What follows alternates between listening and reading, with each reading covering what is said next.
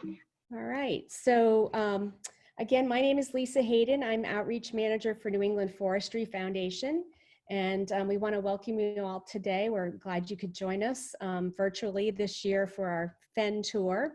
And this event is part of Walktober, which is hosted by the Last Green Valley organization. And let me move to the next slide here.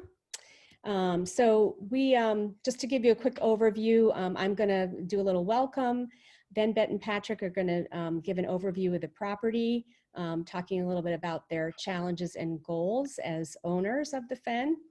Then our forester, Eric Hansen from Ferrucci and Walicki, is going to speak about some of the forestry practices that he's been able to implement at the Fen, working with Bet and Patrick. And then we're going to close with some videos from the wildlife cams that Bet and Patrick have around the property. So we're looking forward to that. And at the bottom there, you can see FMP stands for Forest Management Plan. That's something we'll be talking about a little bit. NEF is my group, New England Forestry. And NRCS stands for Natural Resource Conservation Service, which is federal agency that helps to fund work like this that landowners are interested in doing.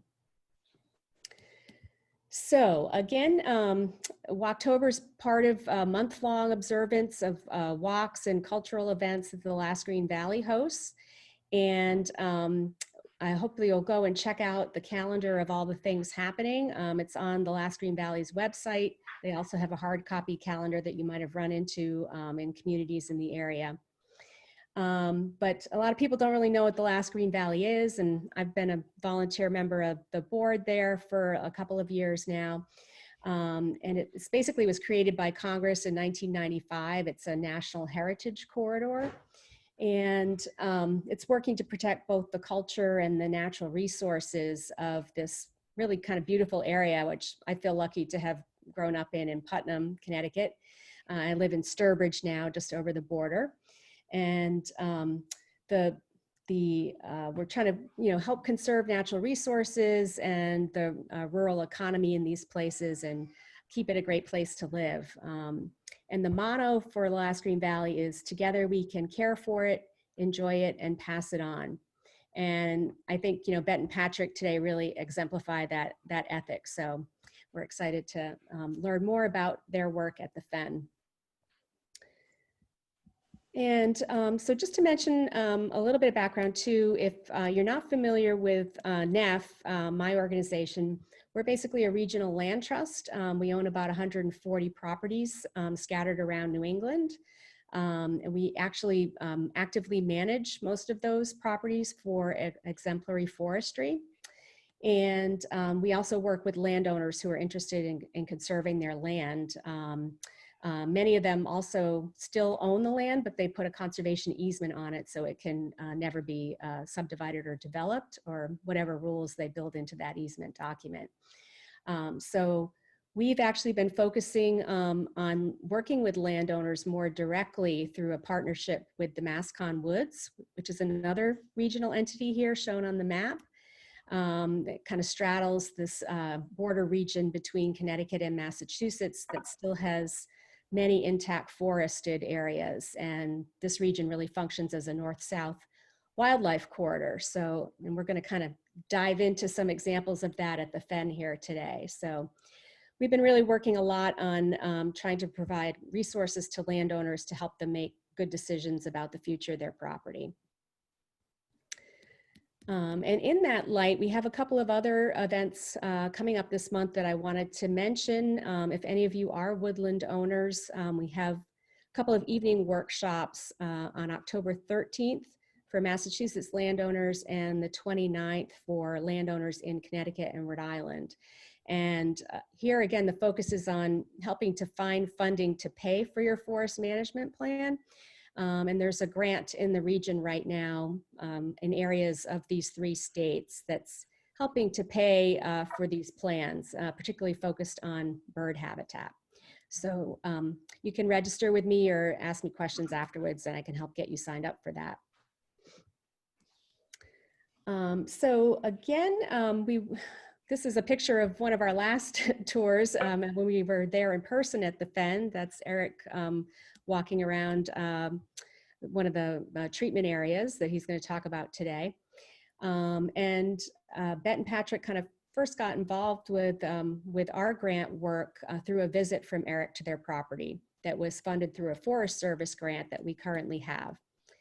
And we've been looking a lot more at the effects of climate change recently.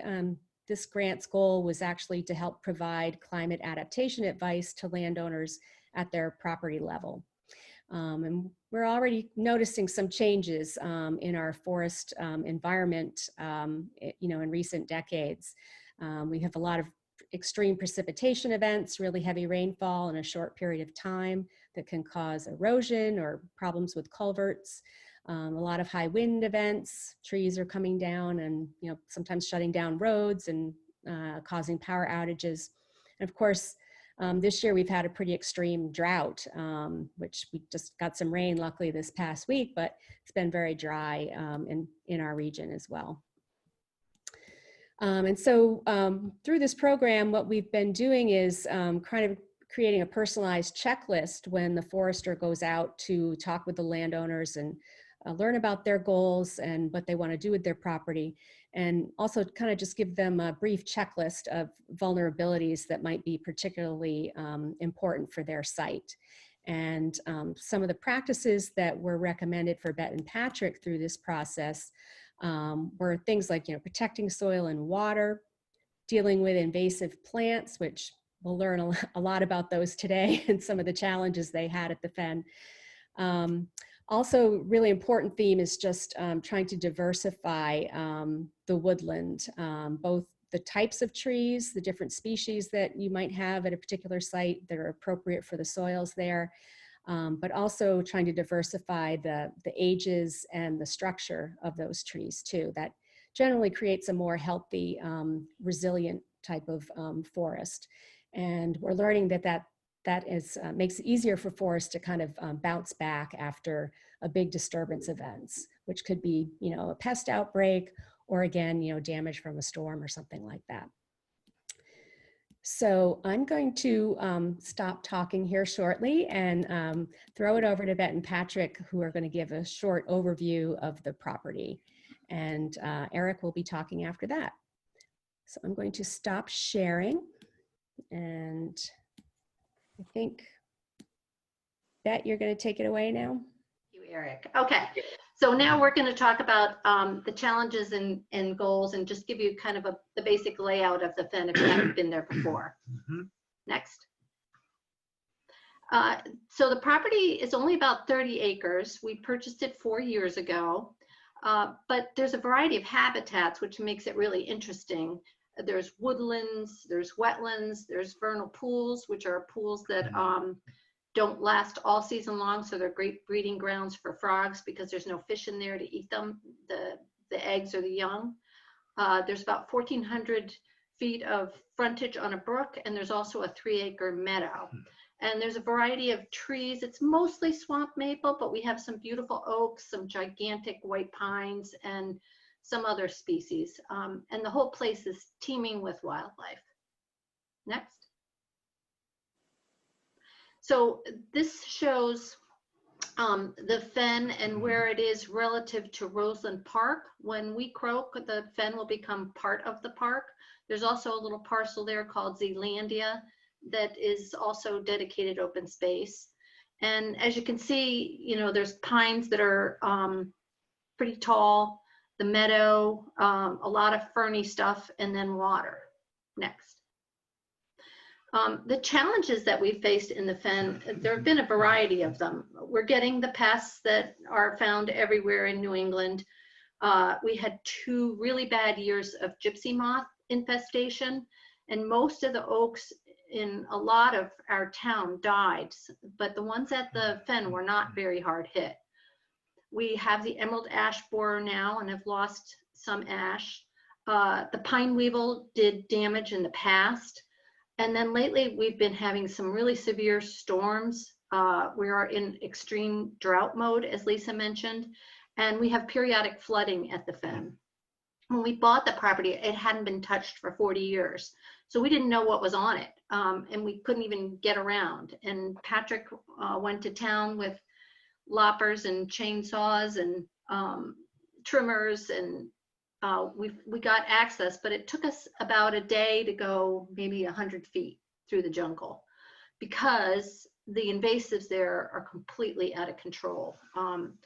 Winged euonymus is everywhere, and nothing grows underneath it, and it has really prolific seed generation. Japanese barberry was infested in a lot of areas that were wet. We have Japanese honeysuckle, autumn olive, Asian bittersweet, and multiflora rose. All those have fruits, but they tend to crowd out any native plants. So our goal is to get them completely under control. Next. This is kind of interesting. It shows a satellite view of the fen in 1934 and today. And you can see that it was mostly clear. They were probably keeping cows there. And there's a drainage area there that looks sort of like a pitchfork that drains into the brook. But it certainly changed a lot by 2020. Next.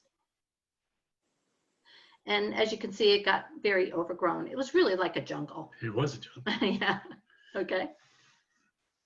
Next.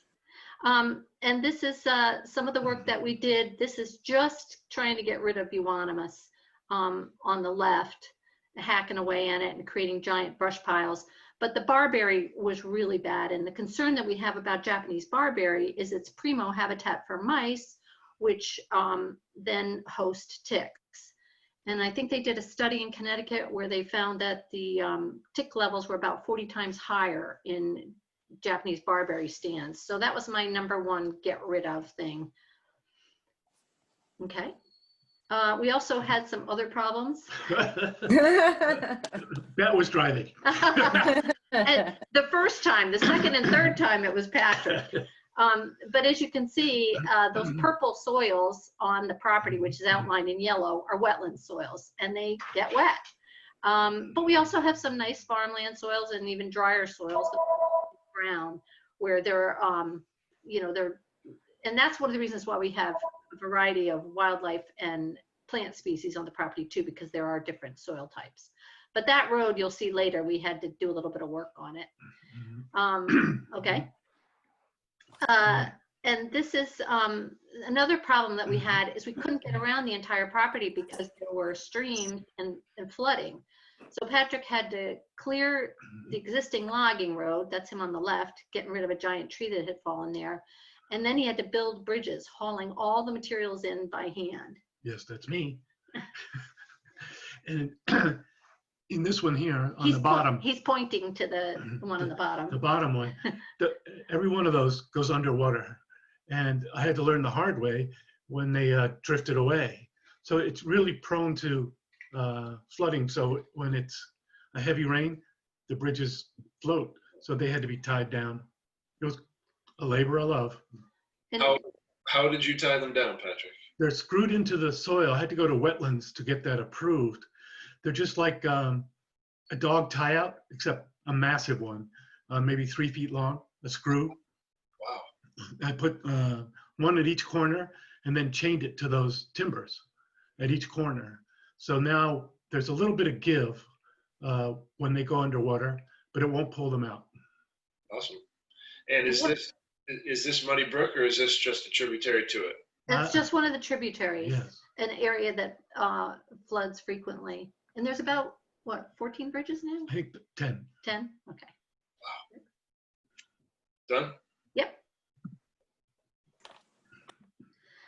So whenever you have a piece of property, if you want to manage it, you have to think about what your priorities for it. And our priorities were, we wanted it to be primo wildlife habitat. We do allow bow hunting for deer management, partly to get ticks under control, partly to, provide diversity, and deer tend to eat a lot of saplings. So we thought that would help. We get firewood from it. On another property that we have, we farm it. Another 60-acre property we have is open to the public. We use both of them for the Walktobers. We get exercise out there, and we just have fun discovering what's happening there. And we also, one of our big goals was to protect this open space so it would never be developed for anything but agriculture and forestry. Okay.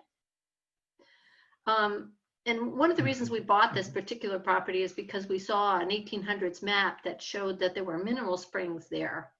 And as soon as we saw the for sale sign up, we were like, oh, that's where they are. So, and we have found a bunch of springs on the property. People used to come in and bathe in the springs and drink it for its supposed health improvement kind of things.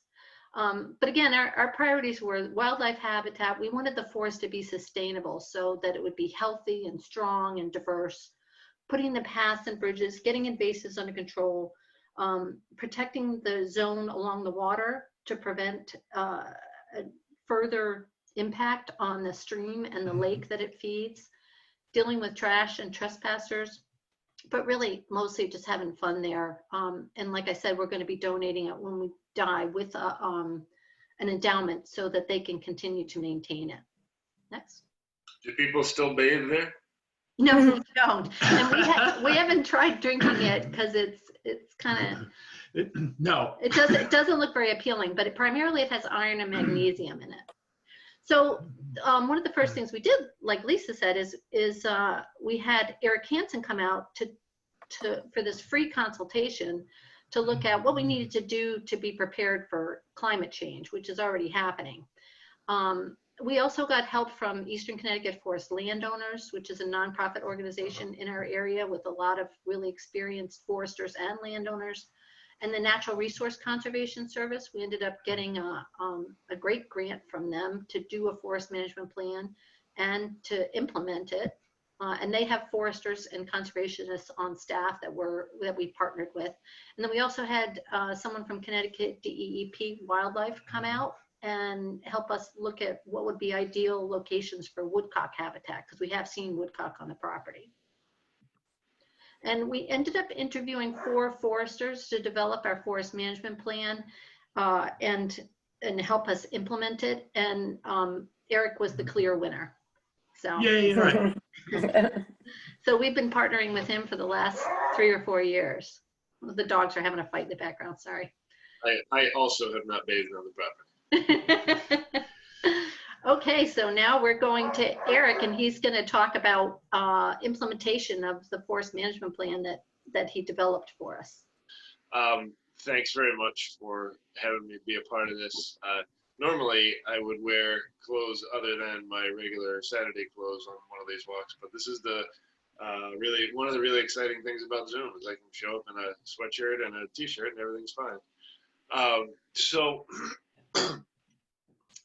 I'm going to take a few minutes here to talk about what actually happened during the course of the planning process and then implementation. As Bet and Patrick mentioned, they are very involved in the property, and it is very lucky for me that they chose me to work with them on this because they are fantastic and like very few other landowners that I've ever come across. You can see here from left to right pictures of different parts of the implementation, and we're going to talk about all those in a little bit greater detail, but here's some road work, here was the logging, and then this combination of machines was used to create some of the patch cuts that Bet was talking about for the creation of young forest habitat, which benefits a variety of species, including the woodcock that you mentioned. So in the process of figuring out how to put together a management plan, one of the things that I like to do first is figure out with the landowner what means stuff to them on their property, what's important to them. And Bet and Patrick actually already had really good ideas of what was important to them going in, so that was really useful. And so once I have that kind of in my mind, I go out and do the inventory on the property. And The inventory, it kind of depends on the landowner, because not all landowners are interested in stuff beyond timber, but Bet and Patrick definitely were. So when I do my inventory, I focus on a lot of different aspects of what's out there, particularly as it relates to, excuse me, vegetation. Because realistically, that is what we have the greatest control over in terms of manipulation for specific outcomes. So the kinds of things in particular that I look for are tree species diversity, tree size and age class diversity, diversity in the understory, which, to put a slightly finer point on that, is from ground level to about 5 foot. That's that very lowest level of the forest, and that's critically important for a lot of wildlife species, including migrant birds. And I've seen graphics that up to 75% of the birds that nest in our forests in southern New England nest in either the understory or the midstory, so from about 30 foot down. Looking at all those things, and can you see my cursor when I move it here? Yeah. Yeah. So this is a really good example of what I was talking about with the vegetative diversity. So here, and this is before they did any sort of major treatments in here, including invasive plants and including any tree harvesting. You have softwoods in the form of evergreens. You have said another pine. You have hardwoods in the form of red maple, and I believe that's an oak there. And you have younger trees here in the understory, and those are pine coming up through. So you have species diversity, you have size class diversity, and you have age class diversity already starting, which is pretty cool. So one of the things that we try to focus on in the course of our management activities is working with the strengths that a property already has, as opposed to recreating or fighting against what the strengths are. And in this particular situation, what we did is, and I don't have any exact after pictures of this specific area, but where we came across these during the implementation phase, these little pockets of regeneration, we would cut a few trees in the overstory and make sure there was plenty of sunlight reaching down to those to make sure that these trees continued to be vigorous. One really important thing that I want to point out here is a concept called live crown ratio, which is the ratio of total height, and I'll use this small sapling as an example, total height of the tree to live crown part of the tree. So in this particular case, this tree has about a 50% live crown ratio, and I'll just use some easy even numbers here. Let's say this tree is 15 or 20 feet tall. 10 feet of that is in live crown. Is that making sense to everybody? Yes. Mm-hmm. So because it's 20 feet tall, 10 feet of live crown, it's got a 50% live crown ratio. You can see that these older trees have much lower live crown ratios. The reason live crown ratios are important is because this live foliage is how these trees get food. This is through the photosynthetic process. This is how they make sure they have all the carbohydrates, sugars, and other nutrients that they need in order to not just respire on a daily basis, but add wood and have the resources to combat insect and disease infestations. So the reason I bring that up is because if trees are growing really closely together, especially if they're not really shade tolerant trees like a hemlock or a beech, over time, their crowns start to shrink. And with smaller crowns, they have more difficulty keeping up with the daily pressures of life. So one of the things that we try to do when we do our thinnings is we select the best, most vigorous trees, and we usually retain those, and we will thin a little bit around those trees to make sure they have plenty of sunlight and plenty of physical growing space where they can expand into those openings.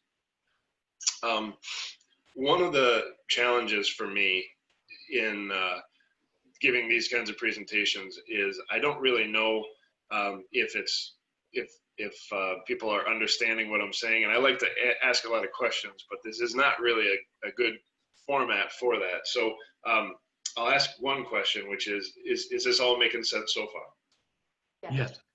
Okay, perfect. So one of the other big picture things that we look at when we're doing during our inventory process is how does this property fit into a larger landscape scale. So the fen is outlined in black here, and you can see there's a fair amount of adjacent and nearby conserved parcels, which is really good news. I particularly look at things like what are the surrounding areas like as well, in terms of how can we make sure the management of this parcel, and just to put a slightly finer point on that, here's the northern boundary, runs along Muddy Brook, and then comes down through here with the western boundary being Rosen Park Road. How does this property fit in to the regional context?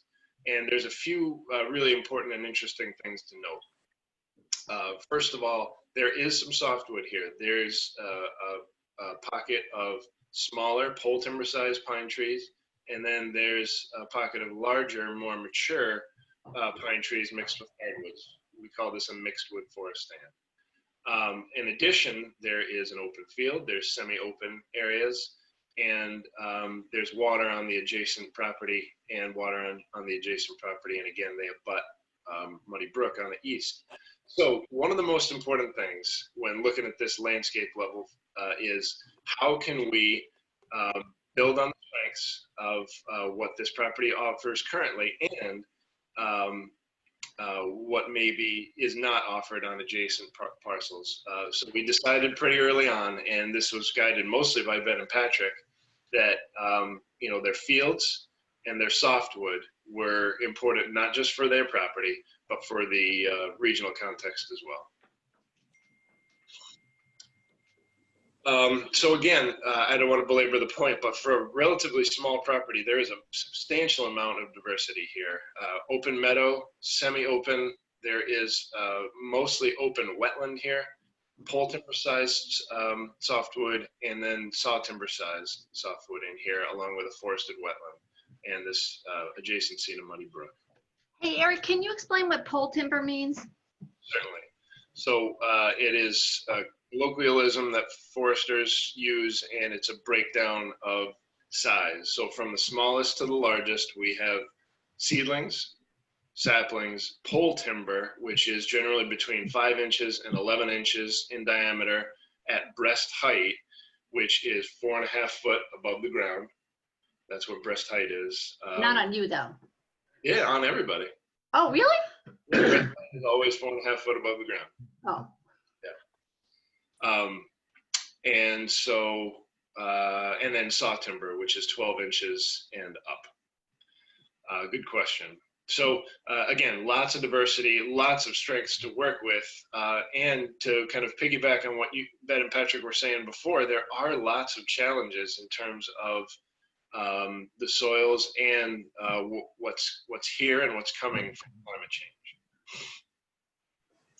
So one of the first things that they worked on was trying to make sure, after they got their trails in, trying to make sure that they could figure out a way to be able to use their roads on a regular basis. This project on the left, actually, would either of you, Bet or Patrick, care to talk about the project on the left, where that was and what that experience was like for you? I think that's where the picture of where Bet drove the truck into the mud. Up to the axle.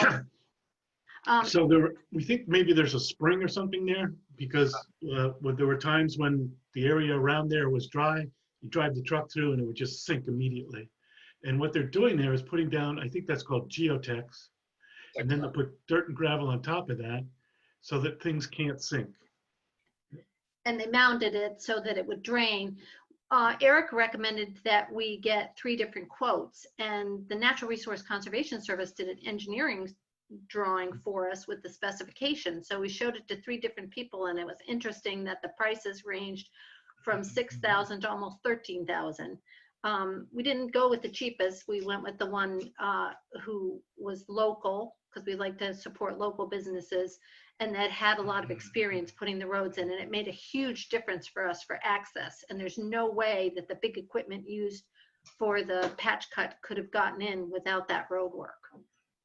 So how is that section of road now? Can you tell? It's fantastic. Great. It's never wet. It's perfect. And then the road on the right that you see is the old logging road. And it was pretty solid, but after they did the thinning, unfortunately, we were in a really wet period and the rutting was severe. But the fabulous forester that we worked with came in and patched it all up, and it's great now. So that person, the logger who did the work, his name is Tom Walker, and Tom Walker.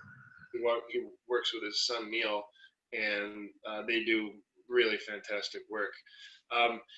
Working with NRCS has a lot of benefits. One potential drawback is that frequently, especially as it relates to tree cutting activities, they require that things be done in the winter. And because this property is just so wet and we had a really mild winter, we never really got a good freeze this year. So what that meant is they kind of, and everybody knew this going in, there was going to be a little bit of damage during the course of the operation because it wasn't completely frozen, but it was just going to need to be fixed before the logger left, and he did that, and he did a really fine job of it. Here you can see the two piles of his logs on the landing, and I think there's more about that later. So as Bet mentioned before, this picture on the left is, I believe, from the fen, and it is one of the denser spots of Japanese barberry. Invasive plants are frequently some of the first to come out in the springtime, which is one of the reasons why A, they're easy to see, and B, they are much more competitive than the native species because they leaf out earlier and they keep their leaves longer. Plus, they are very prolific in terms of seed production, and frequently they resprout when you cut them. So oftentimes, either very thorough pulling or herbicides are really the only effective methods of control, unless you have lots and lots of time and patience and a flamethrower. Those are all dead now. Yeah. Perfect. So speaking of dead, you have this giant pile in back of you, which is all winged euonymus. And again, we're still at the fen. One thing that I want to point out is actually two things. Is that there are one of the practices that Bet and Patrick were interested in implementing was brush piles, which we'll get to later. And we'll talk more about. So this is a kind of brush pile. And the other thing is that although they have a lot of drawbacks, invasive plants can provide some utility in terms of wildlife habitat, particularly as it relates to cover and potential nesting areas. So one of the things that we recommend, especially on properties like this, where you have such a dense concentration of invasive plants that could potentially serve that purpose, is doing a phased approach over time so that you don't lose that protective cover all at once. And because of the way Bet and Patrick have attacked this, so to speak, that's exactly what's been happening. And so it's kind of ideal in that situation. And that pile only took 2 days to create because there's so much winged euonymus there. And I sort of did a teepee thing and it collapsed. Eric will show you later a better construction for a brush pile for wildlife.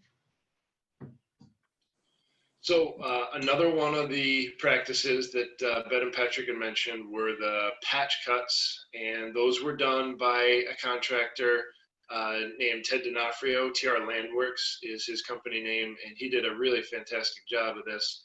There's a couple of things to note here. First of all, we don't necessarily, and we meaning the larger we in terms of forestry community, we don't necessarily advocate making openings clean like this. Part of the reason that this happened is just because of the kind of equipment that that Ted was using, and because so much of what was in there before was invasive. So it did not make a lot of sense to keep a lot of things around. In addition, everybody knew that the next step in this process was to have Bet and Patrick continue to treat the invasives. So the easier it was going to be for them to physically move around in those areas, the more effective the control method is going to be. This is a more effective brush pile, as is this. One thing to keep in mind here is that we keep it near the edge as opposed to right out in the middle, because part of what we create the brush piles for is cover, and it is more effective near an edge than it is right in the middle. Was there anything, Bet and Patrick, that you wanted to mention about this while we're on this page? Well, Ted brought in about $500,000 worth of giant equipment, like transformer size, to do this. And in 2 days, he did what we probably couldn't have done in 2 years. It was just amazing. We are going to have to go back 3 years in a row to spot treat the invasives that are popping up, because that area was probably at least 75 to 80% invasive plants, and they're all trying to come back now. But we won't mow it for the next 5 years because we want to get some regrowth there in young forest for the woodcocks. Perfect. So in terms of site selection, this is not a huge property, and Bet and Patrick were not interested in regenerating the entire parcel, which is very reasonable. So things that we keep in mind are the size. The larger the patch cut, usually the more effective it is for species that use young forest habitat. And in terms of shape, wide is better than narrow. And in terms of placement on the landscape, I'm gonna go back a few slides here. So you can see here, we decided that there were a few areas where there were going to be some patch cuts. Here was one, here was another, and I think there was another someplace around in here that had been marked out. One of the reasons that we chose those spots were they were, at least this one was a little bit higher and drier than some of the others, and its adjacency to the open area made it ideal in terms of its location for woodcock, which will display here and would nest in this young, densely growing forest. So when you have those two adjacent to each other, particularly with wetter soils where they can find food, which is generally earthworms, that's kind of ideal. And some of the feedback that we got from the wildlife biologist from DEEP, Dale May, helped us figure out where to install those. So here's just a quick and dirty before. You can barely see Patrick lurking in the background here. And immediately afterwards, again, this is clean. One of the reasons that we don't really like to do that is because a lot of times we try to mimic natural disturbances, and there really is no natural disturbance in our area that's going to create this kind of condition. But again, having a blank slate to work from was really useful for, and will be useful moving forward for invasives control. So I am going to stop sharing for a minute, and then I'm going to go back to here. Ted did leave a snag right in the middle that we ended up putting a bluebird box on, and of course it was used. And snags were left in some other areas too. In some of the smaller patch cuts, he couldn't get in with his big equipment because it was so wet. So we ended up doing hinge cuts where we just cut the trees and kind of dropped them in place, and deer like that. Yep, exactly. So Beth, do you know if it was used by bluebird on the snag? It was. Yes, yeah. Yep. Awesome. That's great. So Bet and Patrick had the great idea to take a series of pictures throughout this first growing season from basically the same vantage point, and they put together this really awesome video, which is basically, what was the dates? Was it May to September? Yeah. Yeah, the first season after the patch cut part. Okay. You can see why we chose Eric. He puts things in really simple, clear terms. His communication with us has been fantastic, and he's really knowledgeable. A couple of the other foresters that we talked to couldn't even tell us what some of the native plants were, and Eric, you know, much to our dismay, pointed out several invasives that we didn't know were there. And he just has helped us every step of the way. He's recommended contractors that we could use. You'll see later, he marked the trees that would be cut down during the thinning.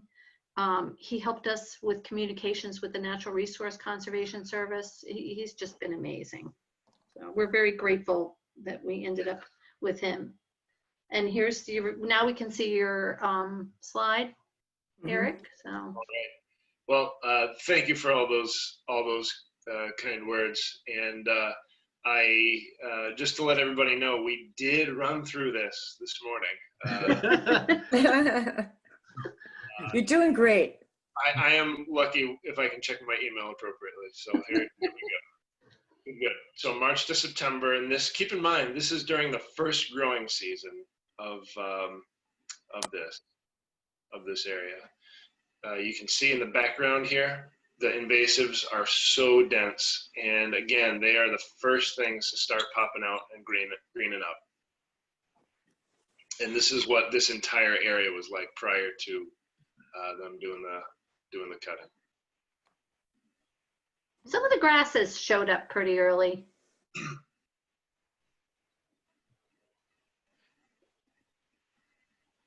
So just to put it into context, and I don't know that given the overall purpose of this that it will get to this point, but in terms of wildlife habitat, the real utility for young forest is basically between 3 years after the major disturbance to about 15 years or so, at which time it stops serving its purpose for young forest most of the time. But this is a pretty remarkable transition in less than 1 year. This is one growing season. And it was, we were happy to see it too, because Patrick was a little devastated when he first saw the demolition there. And it was hard to imagine that it was ever going to come back, but it did. It did indeed. And it will continue to. One of the cool things for me, I really like birds, and one of the things that I focus on with my practice is making sure that if landowners are interested, we try to create usable and useful habitats for birds. And in areas like this, there tends to be, within the first 2 to 3 years, an explosion of flowers. Most of the time, particularly if the landowners are able to control the invasive plants, it's native species. The reason that excites me so much is because flowers means insects and pollinators, and that translates almost all the time into better bird habitat, because that is their food. Okay, so I'm going to start this again, I think. Yep. Okay, so this is a picture of the pole timber sized stand, and you can see it's growing very densely. And I don't think I have a before picture. This is a before picture of the forest floor. I don't think I have a before picture of the overstory, but there's two things that I want to point out here, maybe three. The first is there is a complete lack of understory. Now, given the fact that this stand is relatively young, it is completely what I will call age appropriate for that condition to be the case, because the trees in the overstory haven't started dying out yet, which is usually the process by which small gaps are created. Sunlight then comes in, stimulates growth in the understory. But as it exists here right now in this picture, there is very little utility for species that would need any sort of understory. Yeah, and Second, we put wildlife cameras in there, and we saw pretty much nothing but squirrels or, you know, critters passing through. Yeah, it's just for passage. There is a pair of barred owls that nested in there, and some other pine warblers and other birds. yep. So yeah, and that's a good point. So I want to just make it clear that there is not no utility to this, but the utility in the mid-story and the understory is relatively low. The second point that I want to make is this situation here, mostly winged euonymus, and that is in the adjacent hardwood stand. So there is some sunlight, particularly during the beginning and latter parts of the year, getting through. So Bet and Patrick treated this prior to doing any cutting in here to minimize the potential impacts of spreading seed into this area. The third thing that I wanted to point out is that concept that I talked about before called live crown ratio. You can see in this picture, there is no live crown. Because these trees are grown so closely together and they've been in such vigorous competition with each other, they have put a lot of effort into height growth, and they have not been able to expand their crowns laterally, which does have an impact on the tree's health. So Bet mentioned earlier towards the beginning the concept of white pine weevil. This is what that insect does. It kills the terminal leader by feeding on that very top bud. So the terminal leader dies, and then the horizontal branches compete for dominance because that terminal leader is no longer producing the hormone that tells these branches to stay down. And this is the form that results. So this is what things look like afterwards. You can see already in the course of that first growing season, there was a little bit of regrowth. There's some wood on the ground, and Ben and Patrick will be able to talk a little bit more about that later. But there's quite a bit more sunlight opened up, and you can see just how small some of these live crowns were. But after the thinning, there's a lot of physical space where these crowns will be able to fill out into. Same thing over here. Lisa, how are we doing on time? I feel like I'm rambling here.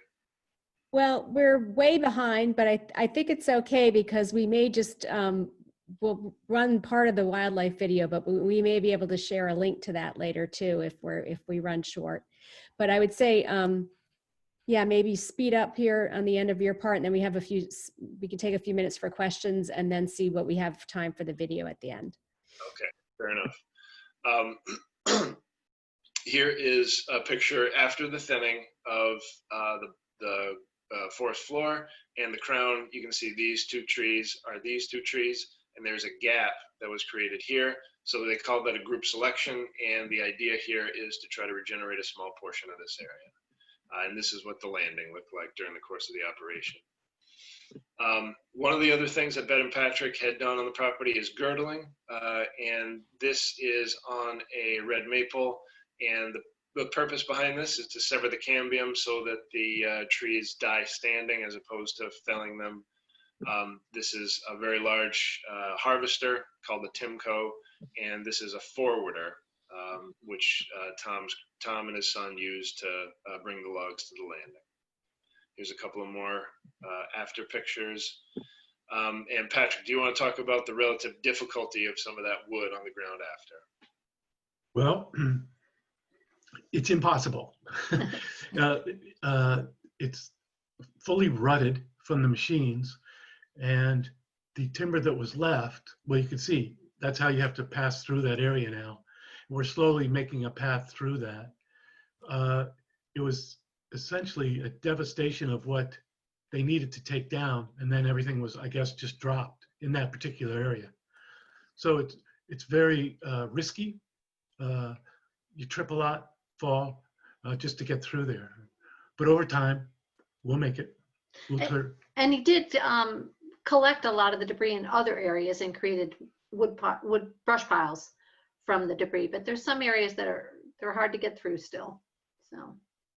Yeah, and although in terms of actual access, it's less desirable, this is more of what it would look like following a natural disturbance. And so where feasible, we try to emulate that kind of stuff. Speaking of brush piles, if you remember Bet's brush pile from way back here,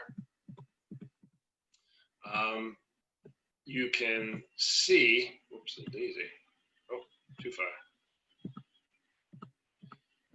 You can see just how densely packed this was.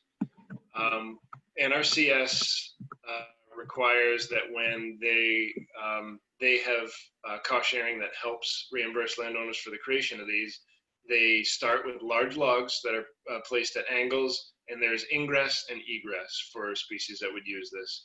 And just to put a slightly finer point on that, there's lots of different small mammals, birds, reptiles, and other animals, including sometimes animals as large as bears that can use these. And again, placement along an edge, as opposed to in the middle. Bird boxes on this property, there's a couple of different types and in a couple of different places. Note that there are two in relatively close proximity, and they are a certain distance away from this edge. The two are set, actually, Beth, do you want to talk about this for a second? Yeah, sure. They're paired 15 to 18 feet apart so that hopefully two different species will occupy it. If they're too far apart, like even more than 25 feet, you might get tree swallows in both boxes, but we wanted some diversity. So bluebirds love that Peterson box on the left. They nested there for the last couple of years, and tree swallows used the one on the right. The poles are baffled. They have a wobbling baffle on them so that raccoons can't get in and eat the eggs. And this year, the weather was unusual, and we actually had 3 nestings of bluebirds in those boxes. We put them farther from the shrubs because we didn't want house wrens in them, because house wrens are doing fine. They don't need any help. The box on the right is Patrick's invention of the cheeky wood duck box, and I'll let him talk about how he got to that design. Well, it's a long story, but you see those whiteboards, that's the latest addition to an existing box, because the raccoons had figured out how to get around the other devices that I put there. Like the big roof and the smooth front. The bobcats also, as you see there at the base of that tree, there's a little sucker coming out of the root there, and that a bobcat actually used that to spring up and grab the hole and then get into the box. So it's been a long learning process to keep these animals out. And in the video, you actually see bobcats trying to get in, a raccoon that does get in, and then a raccoon that can't get around that latest design there.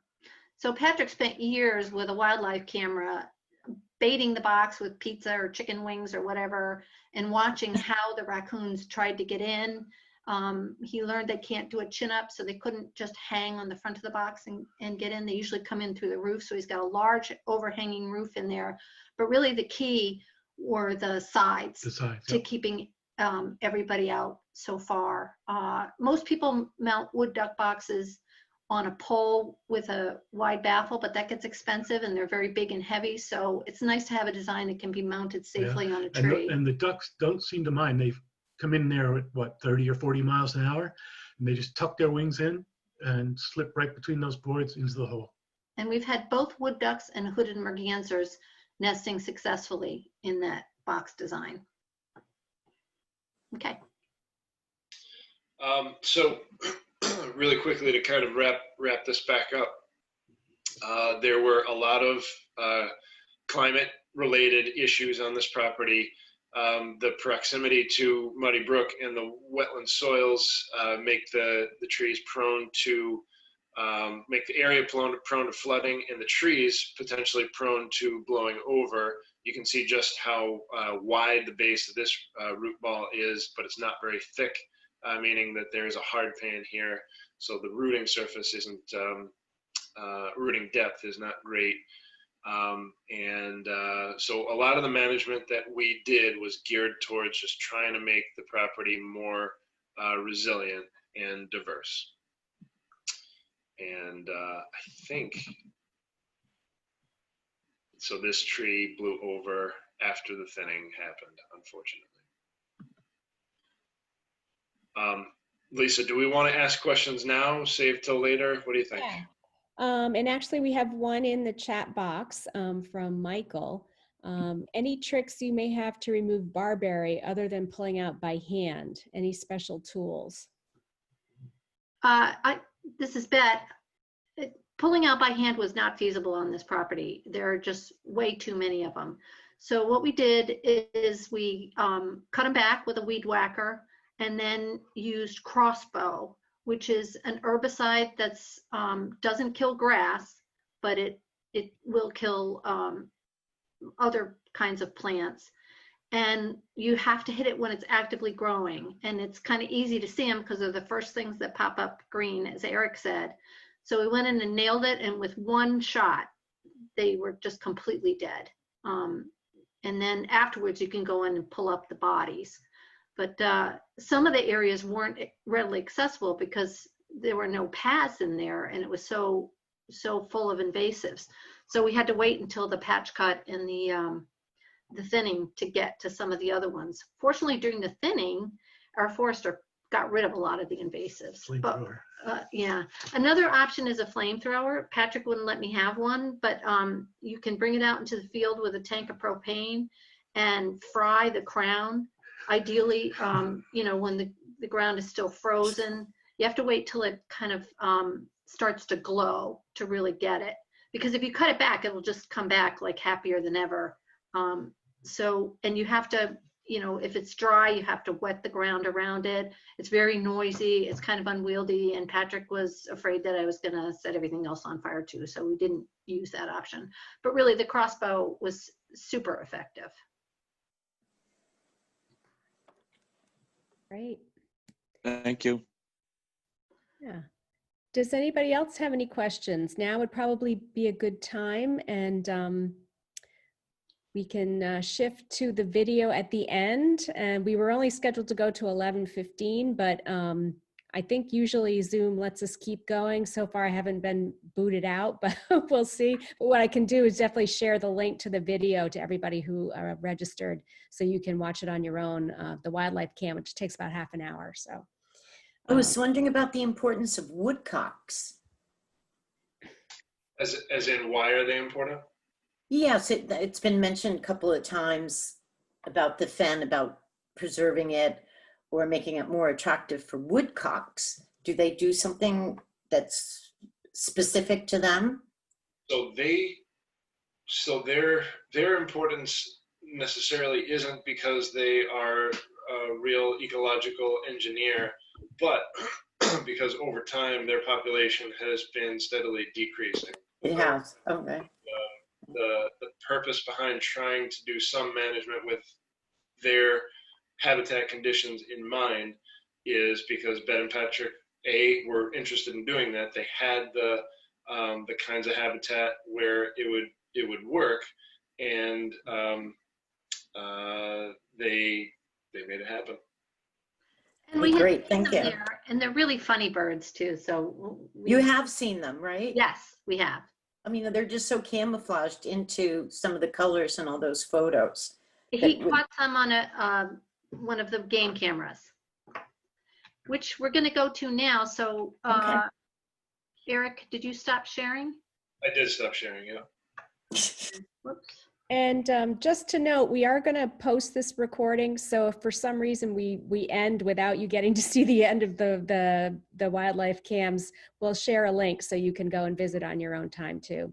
And just thanks you all for coming, and to our speakers, Bet and Patrick and Eric. Appreciate their time so much. So We're going to see some wildlife now, some critters. Okay, so now we're going to show you some of the best clips that Patrick's gotten on his game cameras over the years. Some of these are also posted on Facebook. This is the address, facebook.com Fen CT. You can also search for the Fen in Woodstock, Connecticut. And there's another webinar online that we did with foresters that talks about work at the Fen and lessons learned. So it was mostly oriented towards advice for foresters and new landowners, but you can see that from a link on there. And just one other comment.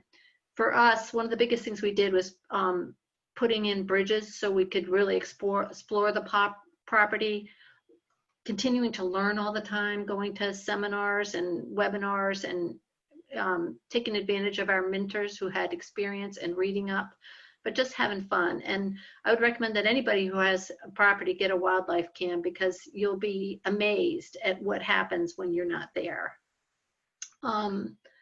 So now we're going to go to the video, and it's 30 minutes. It's narrated, and like Lisa said, if you can't stick around for it, there'll be a link to it.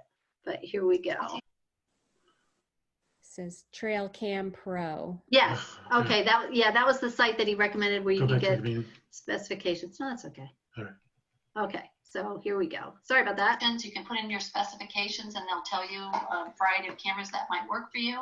And the prices range anywhere from $50 to $600. And here's Patrick setting up one of the cameras in the meadow. Oh, yeah. This Now is we our see it. 30-acre property that we call the Fen. This is the area we're talking about. Our property begins roughly there and runs down north to south into Roseland Lake. And up here on the left here is a series of what we think are drainage ditches. So all the water is running from east and west down into this and flooding it fairly regularly. When we first bought it, it was so thick along the edge with brush that we couldn't actually see the brook. And that's because it hadn't been touched in 40 years. But we could hear the rapids. And someone pointed out, no, there are no rapids there. So what was making the noise? Well, The game cameras told the story. We have a beaver family. It's fascinating to watch how hard they work.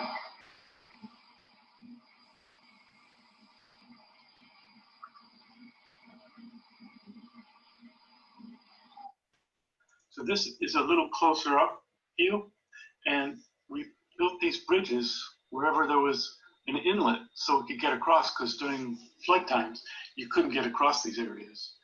And this one right here is actually a fallen oak tree that reaches all the way across. And we call that the tree bridge, and you'll see a lot of different creatures use that.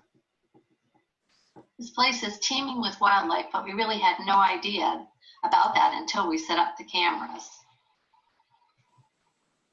And this is very unusual to see two potted cats together. We think it's a pair because it's mating season. Usually they're solitary, and we've seen quite a few that had collars and tags on them put on by the Connecticut DEEP to track their movements during a study they were doing of bobcats in Connecticut.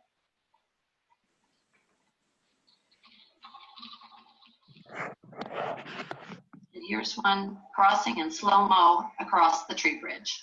Beautiful.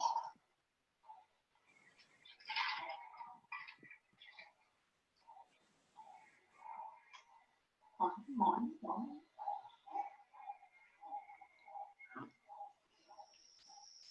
Here's one.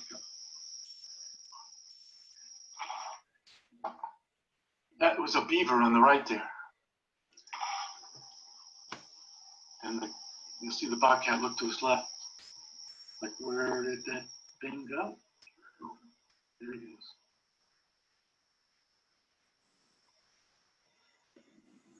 Oh, yeah, he's out.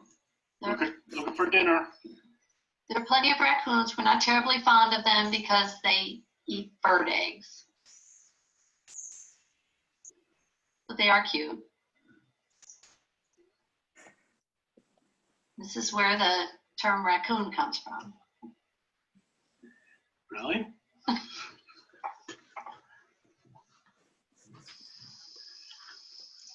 Why can't they rub their little hands down there?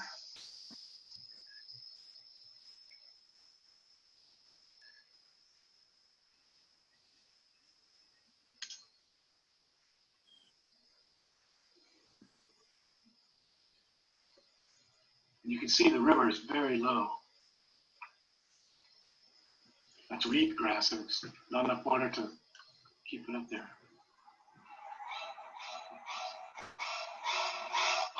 There's these 3 raccoons, and it looks like they're sitting on the couch at home watching the horror movie.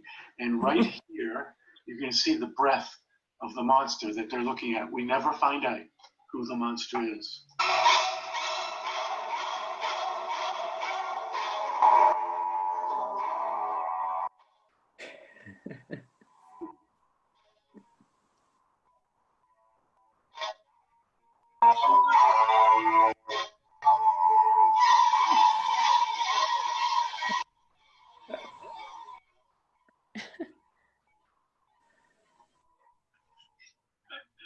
Wow.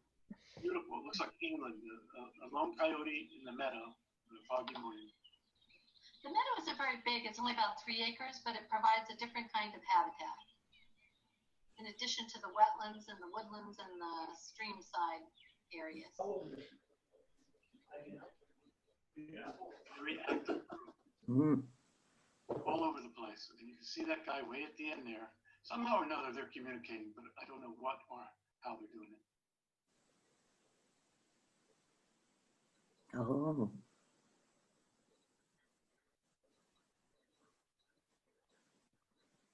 Coyotes travel in family packs, a male and a female, and then their kids and maybe an aunt. So here are 3 of them, and somehow they're quiet, but they're communicating something like, I'm not crossing here, you crossed here, I'm not crossing here, I'm going back. I don't want to get wet. Nah, not happening.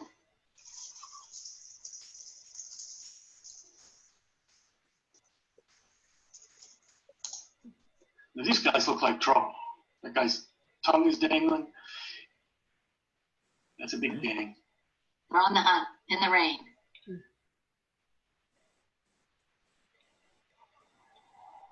And here's one that crossed the tree bridge and caught something.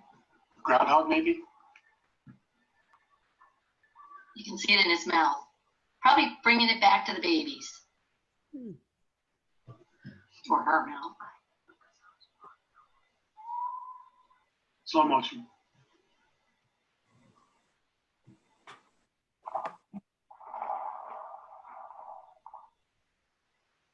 And this guy, somebody's in trouble over there on the right.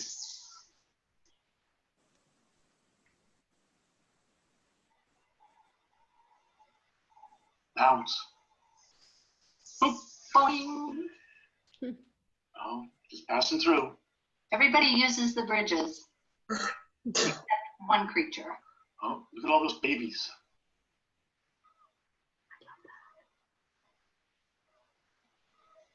The only creature that doesn't use the bridges is a deer. It's too slippery. Here the young ones are all gathered in the sun, and the adults are acting as sentinels, I guess, keeping an eye out for things. This is probably a combined family because the babies appear to be different ages. The parents are very protective.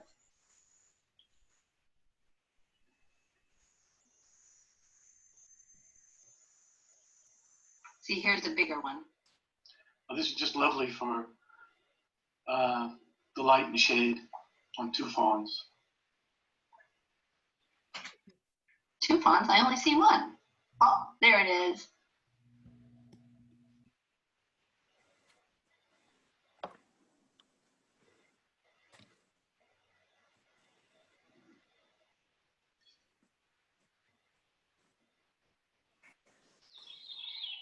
This is what it's like when there are no predators and no people.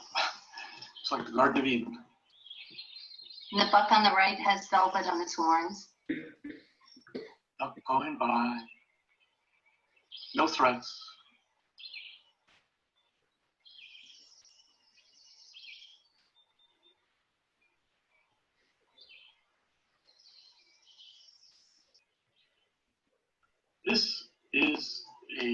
weasel. Long-tailed weasel. And you have to slow it down because they are very hyper. Zippity-doo-dah critters. So this is slow motion. Otherwise, you would just be a blur. Just the rest of the family. And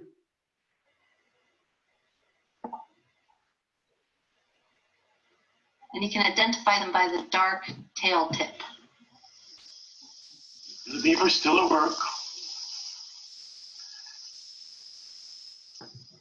Huh?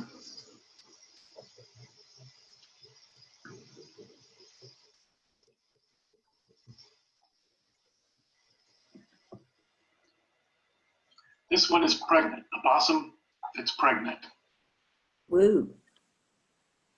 Even though possums are kind of creepy looking, we like them because they eat ticks. Ah. It's just a possum bus. Great. And then here's the bus a little later. Man, Getting heavy. That was slow. Oh. this is just a beautiful shot of a red fox coming across in the snow. We've never seen a red fox with another fox. Always solitary, whether it's gray or red. And you don't get to see many young bobcat kittens, but here they are.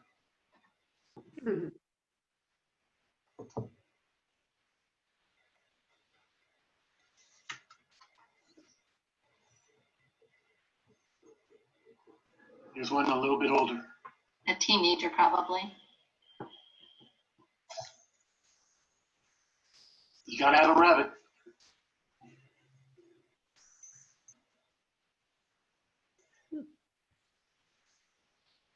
Nope.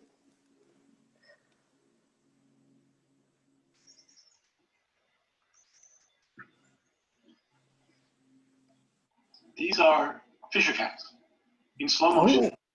Mother and 3 babies. Only 2 on the tree right there. Wow. Right around here, you're going to see one that, for some reason, is swimming across. This is in slow motion.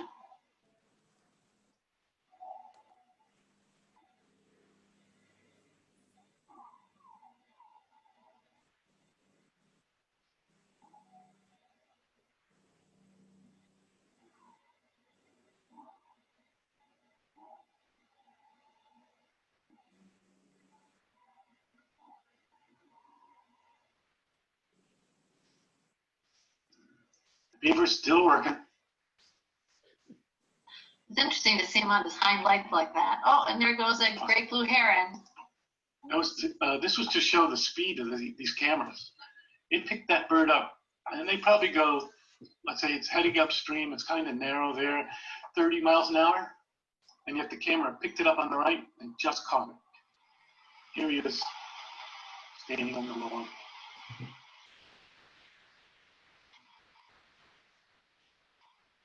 And this is not slow motion, even though he moves very slowly when he's hunting.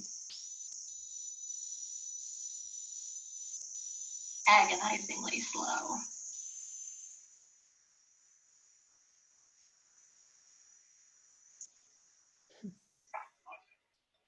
Okay. Notice the time here is 4:28.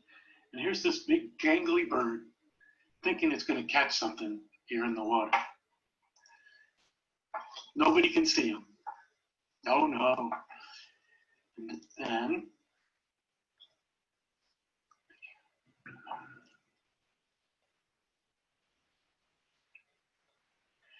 it's 3 minutes later, 4:31.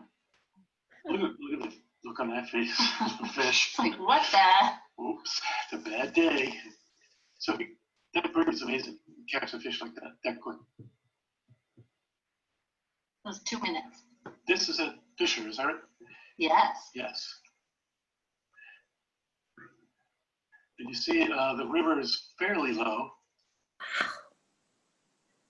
Now it's a little higher. Watch this guy, he doesn't even get his head wet.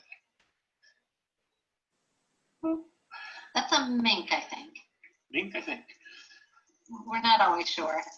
There's the fissure back, the water's higher. Oh, that could have been a fissure before. I can't, sometimes I have a hard time telling the difference. I didn't know they could swim. We've certainly never seen one when we were at the fen. Now the bridge is completely underwater. Beaver's still working with his baby. Little apprentice there. He doesn't actually do anything, he just watches.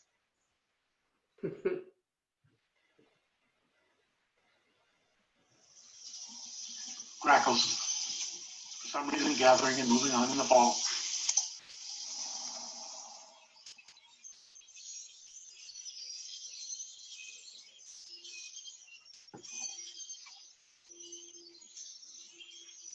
They make quite a racket.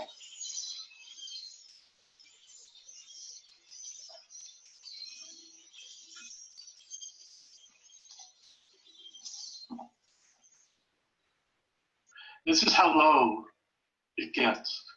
That bobcat just walked underneath, and now the water's up above it.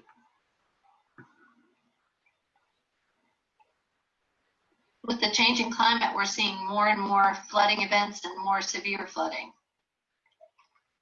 Also more storms.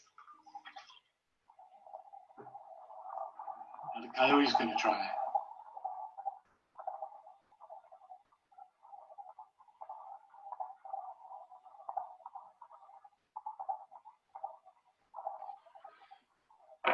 Yeah. That was slow motion. Now here it is again low, and like this deer can walk right underneath it, and you'll see what's coming with it. Oh, A newborn.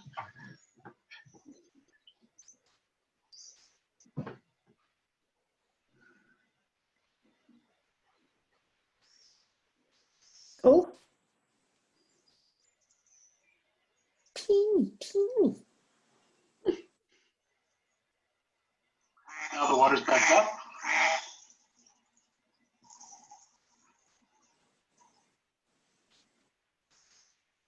Two mallards. Oh, there's the other one.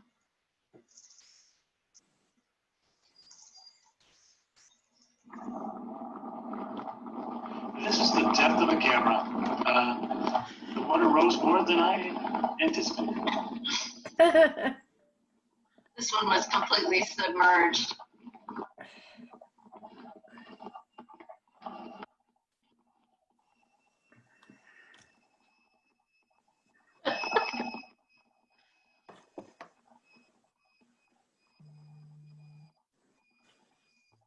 So he's walking across that tree bridge. That's how high it is now.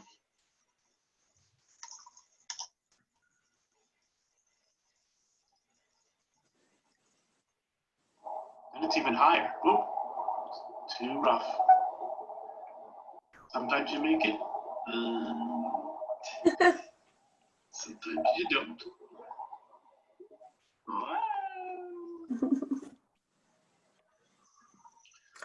This bobcat kept leaving his prints in the snow here. We couldn't figure out why.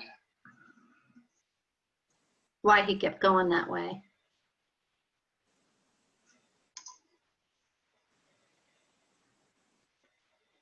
Oop, that's why. That's a jumping mouse. They're like popcorn. Nah.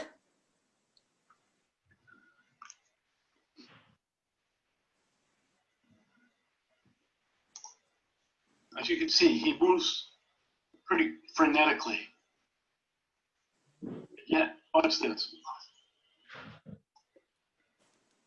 That right there is a mouse. And it had plenty of time to see the bobcat coming. And yet,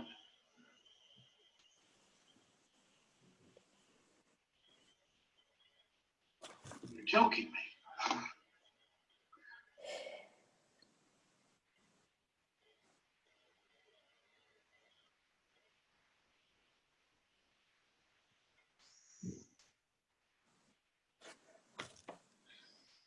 Everybody's got to eat. It's all part of the circle of life. Two bucks in the snow. Beautiful.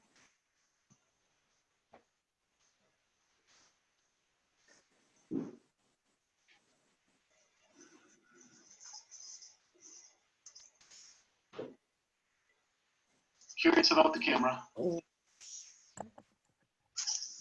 This guy, this is Nosy Parker, we call him. He does this a lot. He never gets used to the cameras, but he's not really afraid, as you can see.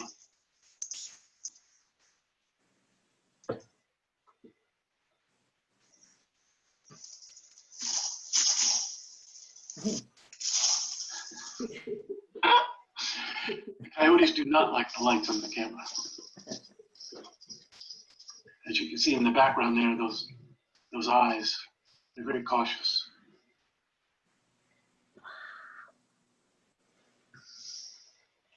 Yeah, spooked. That one was spooked. This guy gets really spooked.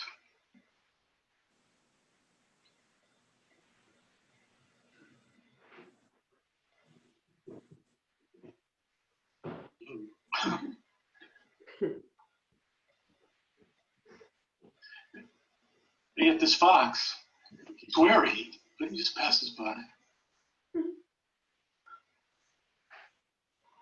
Turkeys don't care.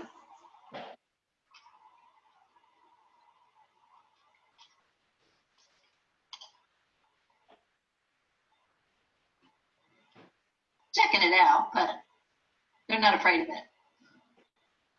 Hi. You cooler if you would. This is video from the pen. Bobcats, they don't care. Now, if you listen, Where the animals are sensitive to the light on the he's sitting on a bridge that's partially submerged, and he's eating a twig, and it sounds like a typewriter.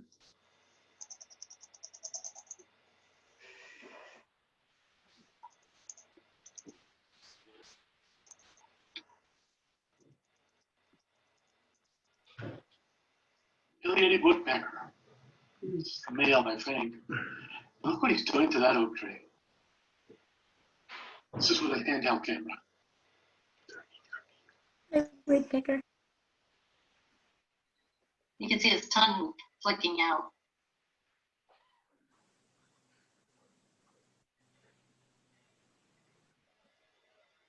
Looking for bugs. This is a gray fox, which we don't see very often.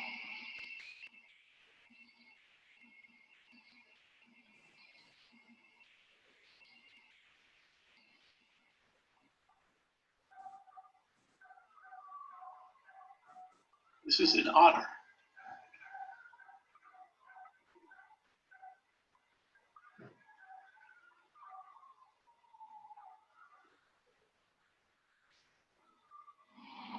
More otters over the beaver dam.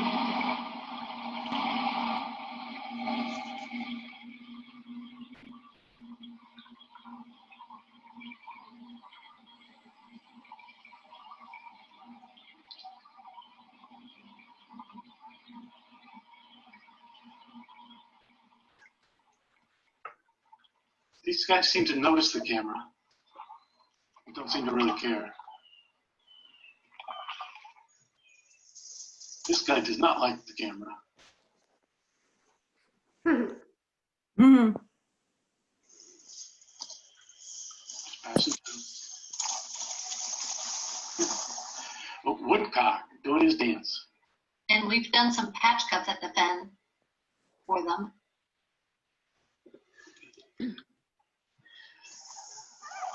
These are some friends of ours having fun with the camera. Actually, they were out there for water quality. They're not scared.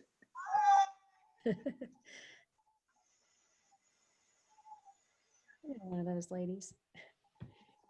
So somebody's gnawing on the camera, or that's how it seems. But why?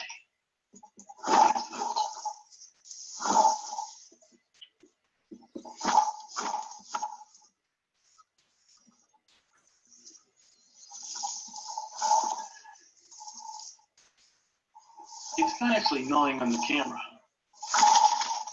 The tree next to it. It's a beaver.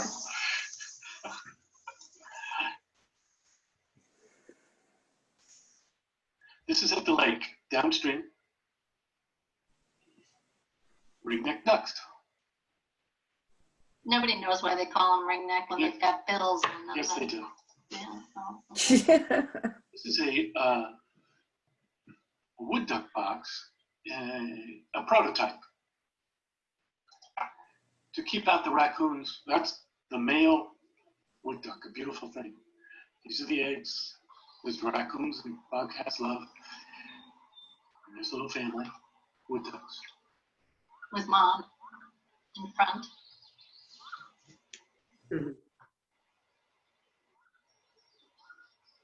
Wood duck babies only stay in the box for about What a the? day or two. That's a hooded merganser. They'll also nest in the box. See that male changing? Amazing. So this is the same prototype box. Bobcat trying to get into the eggs.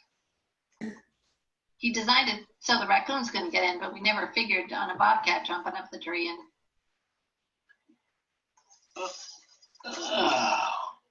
Can't do it. But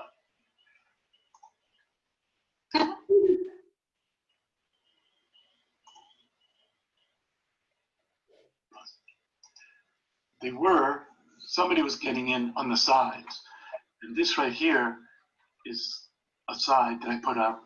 And then I haven't finished yet on the other, to the right there. There is no side. So it's still open. But there's pizza inside that box. to see if he could get in. There were no ducks nesting at this point. So we wanted to see, if you smell pizza, can you get in there?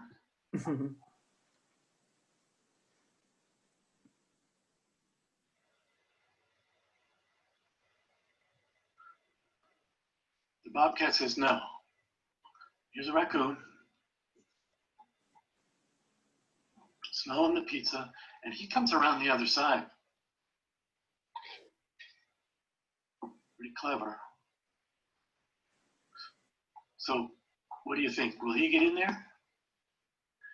He got in there. And he ate every single Free pizza.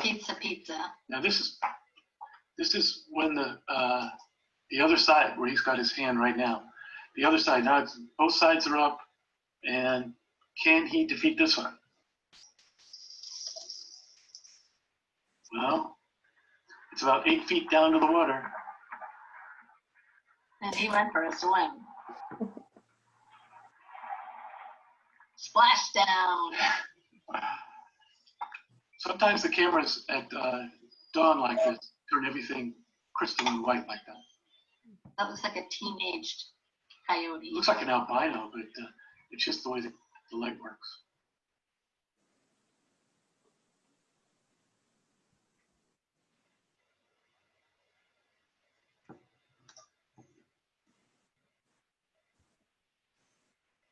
This is beautiful with the two fawns that come in.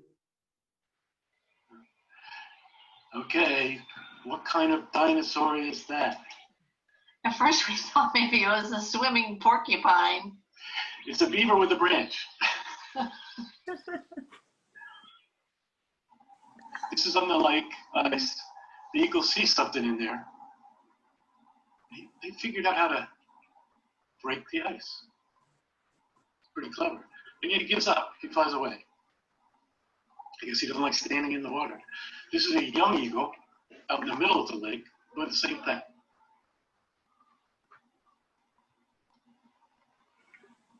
There's probably a fish frozen in the ice that he's after, or right You can underneath see it. into the ice.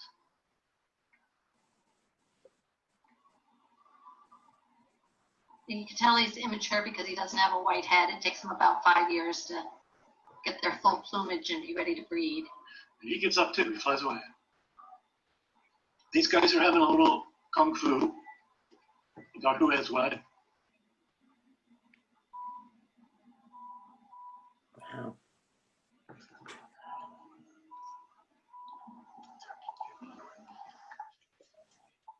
This is lake ice. Maybe the same coyotes that we see further upstream. And they act just like domesticated dogs.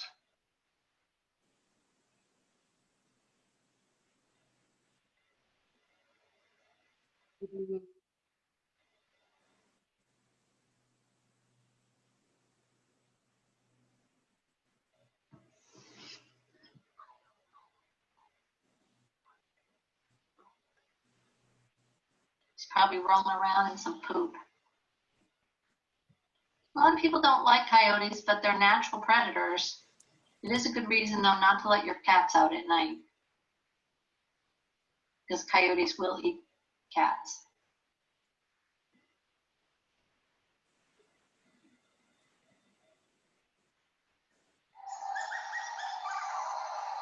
Well, I think this is coyotes and everybody else. It's chilling.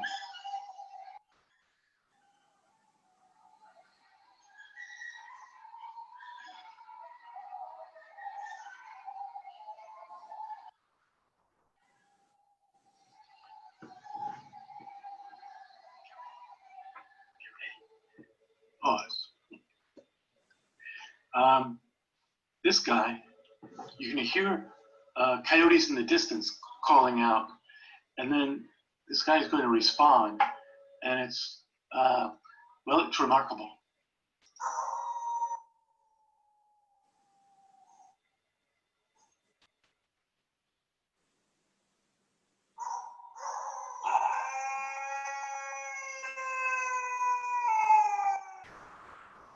So melancholy. Thank Okay, you. That's it. bye. Well, we're still here. I heard some coyotes last night, actually, out my window. Yep, they've been very active lately. That was great. Thank you so much. So I think everybody's still with us. We went over a little bit with our slides between that and the video, but if anybody has any last questions. I did want to say that, you know, you have to watch 9,000 videos of squirrels to get the shots that Patrick saves. But without the wildlife cameras, we would not have known that 95% of those creatures were active at the fen. So it was really revealing and fun. And every night we have Friday night at the movies, we go pick up the cards and watch them. It's awesome. It's beautiful. Such variety too. So does anybody have any other comments or questions? If not, I want to thank you all for joining us today and taking your Saturday morning. And if anybody has questions, you can follow up with me by email or about any of the programs or information that we shared. And again, I just want to thank Bet and Patrick for sharing their knowledge and their experience, and Eric Hansen for all his expertise. And we hope you all have a wonderful weekend.